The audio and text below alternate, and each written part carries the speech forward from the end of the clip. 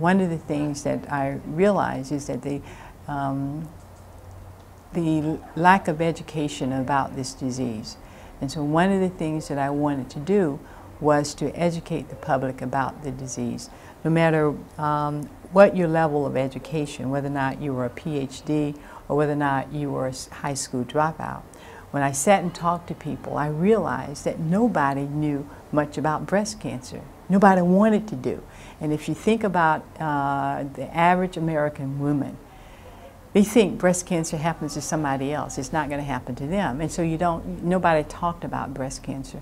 And so Sisters by Choice was started many years ago at the urgency, not only of the fact that I knew we had to do something to educate the people, but my patients, and early on, my patient was a young population.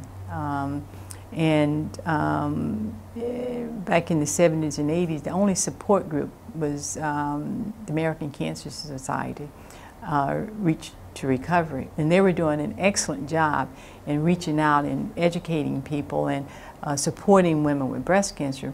But the majority of those women, they were older white women who had time, you know, they were volunteering. And so my patient was a young patient population, young African-American population, and they really, when I would send them to, you know, support groups, or if they come by and stop at the hospital, they really felt that they were not relating to, you know, their issues were not being addressed. And so at the urgency of my patients, they kept saying to me, hey, Dr. Phillips, we need to start our own support group. And I'm saying, you know, yeah, we need to start it. And, you know, one of my best friends was diagnosed with breast cancer, and she and her husband said, you know, we need to start a support group.